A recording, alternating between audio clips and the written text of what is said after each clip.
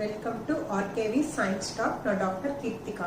இன்னைக்கு நம்ம பார்க்க போகிறது எம்ப்ரியாலஜிக்கல் எவிடன்சஸ், அதாவது கருவியல் சான்று பற்றி இன்னைக்கு பார்க்க போகிறோம். ஸோ எம்ப்ரியாலஜி அப்படின்னா என்னன்னா, study of a organism from the stage of the egg to the adult stage. So முட்டையில் இருந்து அது பிறக்கிறதுக்கு முன்னாடி அந்த ஆர்கானிசத்தோட தோற்றத்தை ஃபுல்லாக அடையிறது அது வரைக்கும் படிக்கிறது வந்து எம்ப்ரியாலஜி. ஸோ இந்த எம்ப்ரியாலஜி டெவலப்மெண்ட் எடுத்து பார்த்தோம் அப்படின்னா ஒரு ஆர்கானிசமும் அதுக்கு முன்னாடி இருந்த ஆர்கானிசத்தோட ரிலேட்டடாக இருந்துச்சு. ஸோ அந்த ரிலேஷன் தான் வந்துட்டு இந்த எவல்யூஷன் ஆயிருக்கு அப்படிங்கிற எவிடன்சஸ் வந்து நமக்கு கிடைச்சிது. For example human birds, fish, frock எல்லாமே வந்துட்டு ஃபர்ஸ்ட் ஃபார்ம் ஆகும்போது ஒரு சிங்கிள் செல்லாக இருந்தது, ஜைகோட்டாக இருந்து சைகோட்லேருந்து பிகம் அ பிளாஸ்டுலா வந்து கேஸ்ட்ரோலாவை 8 செல்லாக மாதிரி கேஸ்ட்ரோலாவுக்கு ட்ரைஃபோபிளாஸ்டிக் ஸ்டேஜ் வந்து அதுக்கப்புறம் அந்தந்த ஆர்கானிசம் அந்த அடல்ட் ஸ்டேஜுக்கு மாறுச்சு.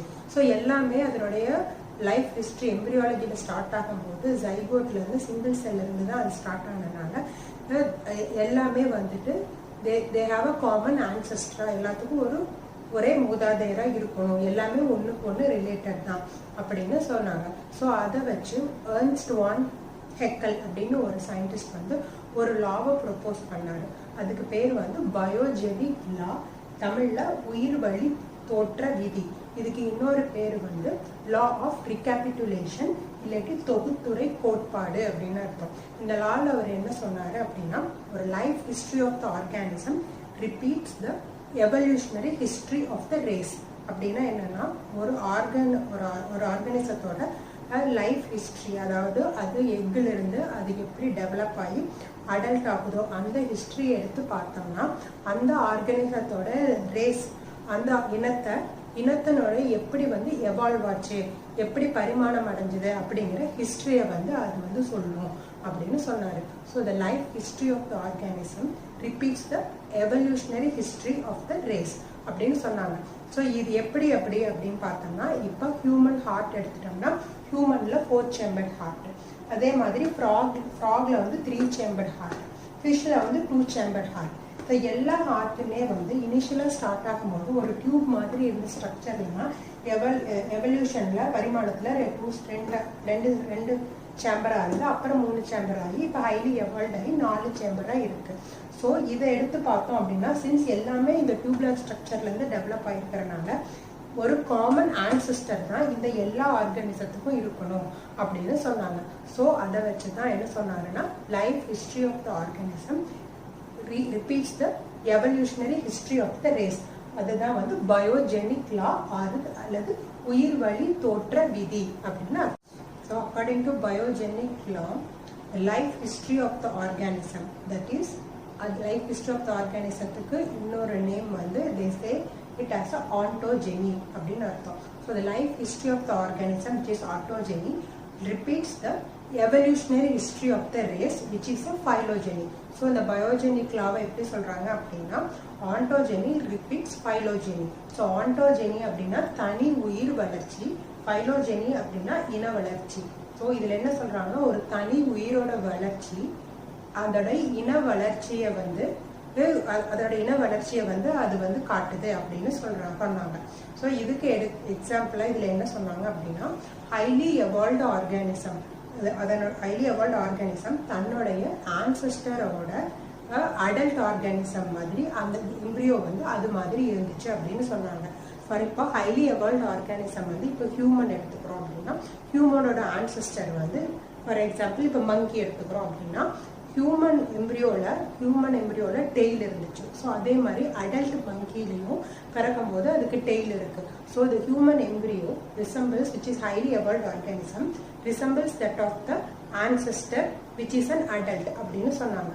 ஆனா இந்த லா வந்து யூனிவர்சல் இல்லை, எல்லா ஆர்கானிசம்ல அப்படி இருக்காது. ஸோ இதுல என்ன சொல்றாங்க அப்படின்னா, தி எம்ப்ரியோ வந்து does not resemble the adult of an ancestor, but the ஹியூமன்ல இருக்க எம்ப்ரியோ அது resembles the embryonic history of the ancestor. So ஹியூமனோட எம்ப்ரியோ அதனுடைய மூதாதையரோட எம்ப்ரியோனிக் ஹிஸ்டரியை மட்டும்தான் ரிசம்பிள் பண்ணுமே தவிர அதனுடைய அடல்ட் மாதிரி இல்லை அப்படின்னு இப்ப சொல்றாங்க. அடுத்து பார்க்க போகிறது மாலிகுலர் எவிடன்சஸ். மாலிகுலர் எவிடன்ஸ்னா மூலக்கூறு சான்று. ஸோ மாலிகுலர் எவிடன்ஸ் நமக்கு வேணும் அப்படின்னா நமக்கு மாலிகுலர் எவல்யூஷனை பற்றி தெரியணும். அதாவது மூலக்கூறு பரிமாணத்தை பற்றி தெரிஞ்சதுனா தான் அதுலேருந்து நமக்கு எப்படி வந்து மாலிகுலர் அதுலேருந்து எவல்யூஷன் நடந்திருக்கு அப்படின்னு எவிடன்ஸை வந்து நம்மளால எடுக்க முடியும். ஸோ அந்த மாலிகுலர் எவல்யூஷன் மூலக்கூறு பரிமாணம் அப்படின்னா என்ன அப்படின்னா change in the sequence composition of a DNA, RNA or a protein. For example இந்த டிஎன்ஏவோட சீக்வன்ஸ் இது அப்படின்னா இந்த சீக்வன்ஸோடைய காம்போசிஷன் வந்து மாறிட்டே போகிறது. அதுதான் வந்துட்டு மாலிகுலர் எவல்யூஷன். இப்போ ஈகோலையில் பார்த்தா 4.6 × 10⁶ பேஸ் பேர்ஸ் தான் ஈகோலையில் இருக்கு. தட் இஸ் பேஸ் பேர் அப்படின்னா ஒரு அடினைனும் ஒரு தைமினும் சேர்ந்து பேர் ஆச்சுன்னா அது வந்து ஒரு பேஸ் பேர். அது மாதிரி ஈகோலையில் 4.6 × 10⁶ பேஸ் பேர் இருக்கு. ஸோ ஆனால் ஹியூமன்ல 6.6 × 10⁹ பேஸ் பேர் இருக்கு. அப்படின்னா 4.6 × 10⁶ இருந்து 6.6 × 10⁹ பேஸ் பேரா அந்த டிஎன்ஏவோட சீக்வன்ஸ் காம்போசிஷன் வந்து இன்க்ரீஸ் ஆயிருக்கு அப்படின்னா that is the molecular evolution of the டிஎன்ஏவோட சீக்வன்ஸ் வந்து இன்க்ரீஸ் ஆகும்போது அதுல அந்த டிஎன்ஏ கோட் பண்ற சீக்வன்ஸ் அதாவது ஜீன்ஸ் வந்து ப்ரோகாரியாட் கம்பேர் பண்ணும்போது யூகேரியாட்ல நிறைய ஜீன்ஸ் வரும். ஸோ நிறைய ஜீன் ஆகும்போது நிறைய ப்ரோட்டீன்ஸ் வரும். ஸோ அந்த சீக்வன்ஸ் மாற ஃபார் எக்ஸாம்பிள் இந்த சீக்வன்ஸ் காம்போசிஷன் ஒரு ஃபர்ஸ்ட் ஜீன் 1 கொடுத்து அந்த ஜீன் 1ல இருந்து ஒரு ப்ரோட்டீன் 1 ப்ரொடியூஸ் ஆகுது அப்படின்னா இந்த ஜீன் வந்து எவால்வ் ஆகி இதனுடைய காம்போசிஷன் மாறும்போது இந்த எவால்வ்டு ஜீன்ல இருந்து you get an evolved protein. So இதுதான் வந்து மாலிகுலர் எவல்யூஷன் அப்படிங்கிறது. அந்த மாதிரி மாலிகுலர் எவல்யூஷனை பற்றி படிக்கிறது 2 பேசிக் பிரின்சிபிள்ஸ் வச்சு மாலிகுலர் எவல்யூஷனை வந்து ஸ்டடி பண்ணுறாங்க. ஒன்று வந்து இந்த பாப்புலேஷன் ஜெனெட்டிக்ஸ், இப்போ இந்த எக்ஸாம்பிள் சொன்ன மாதிரி. அடுத்தது வந்து இந்த 4.6 6.6 அந்த ஜெனெட்டிக்ஸ் பாப்புலேஷன் ஜெனெட்டிக்ஸ் வச்சு பார்க்குறது. இன்னொன்று எவல்யூஷனரி பயாலஜி. எவல்யூஷனரி பயாலஜி அப்படின்னா எவல்யூஷனில் இனிஷியலாக ஃபார்ம் ஆனது ஆர்என்ஏ தான். ஆர்என்ஏலேருந்து ஒரு புரோட்டோசெல் வந்து புரோட்டோசெல்லேருந்து சிங்கிள் செல் ப்ரோகேரியாட் வந்து ப்ரோகேரியாட்லேருந்து மல்டி செல்லுலார் ஆர்கானிசம் யூகேரியாட் ஆயிருக்கு. இந்த மாதிரி இந்த மாலிகுலர் அந்த மாதிரி எவல்யூஷனரி பயாலஜியும் பாப்புலேஷன் ஜெனெட்டிக்ஸ் அப்படிங்கிற இது ரெண்டையும் வச்சு தான் மாலிகுலர் எவல்யூஷனை வந்து நம்ம படிக்கிறோம். ஸோ அந்த மாதிரி மாலிகுலர் எவல்யூஷன் வந்து நடந்துட்டு இருந்தாலும் சில முக்கியமான லைஃபுக்கு ரொம்ப இம்பார்ட்டண்ட்டான சில சீக்வன்சஸ் வந்துட்டு ப்ரிமிட்டிவாக இருந்த அந்த ஆர்கானிசம்லேருந்து ஹைலி எவால்வ்டு ஆர்கானிசம் ஹியூமன் வரைக்கும் அந்த மாதிரி இருக்கிறது சில சீக்வன்சஸ் எல்லாம் அப்படியே ப்ரிசர்வ் ஆகிட்டு வருது. அந்த மாதிரி அதுல இருந்து இப்ப வரைக்கும் அந்த ப்ரிசர்வ் ஆன அந்த சீக்வன்சஸ்ல வர்ற சேஞ்சஸ் அது வந்து they are called molecular clocks, இல்லாட்டி மூலக்கூறு கடிகாரம் அப்படின்னு அர்த்தம். அதாவது ப்ரிசர்வ் ஆகிட்டே வந்த அந்த சீக்வன்ஸ்ல வர சின்ன சின்ன சேஞ்சஸ்க்கு பேரு மாலிகுலர் கிளாக்ஸ். ஃபார் எக்ஸாம்பிள் இப்போ இப்போ ரைபோசோம்ஸ் எடுத்துட்டா ஆர்ஆர்என்ஏ இருந்தது. ப்ரோகேரியாட்ல ரைபோசோம்ஸ்ல வந்துட்டு 70 years ரைபோசோமா இருந்தது. ஹியூமன்ல யூகேரியாட்டிக் செல்லுக்கு வரும்போது 80 years ரைபோசோம்ஸா மாறி இருக்கு. அப்படின்னா அந்த 70 years ரைபோசோம்ல இருக்கிற அதை கோட் பண்ற அந்த ஜீன்ல சில சேஞ்சஸ் அது வந்து ஏன்னா அந்த ரைபோசோம் வந்து கன்சர்வ் ஆயிருக்கு இது வரைக்கும். ஸோ ஆனால் அதில் வந்து 70 years இருந்து 80 years மாறி இருக்கு. அப்படின்னா அந்த சீக்வன்சஸ்ல அது வந்து ஒரு ஸ்லைட் சேஞ்சஸ் அதுதான் வந்துட்டு 70 years 80 years மாறி இருக்கு. So the slight changes in the conserved portion of that molecule அதுக்கு பேர் தான் வந்து மாலிகுலர் கிளாக் இல்லது மூலக்கூறு கடிகாரம் அப்படின்னு சொல்றாங்க.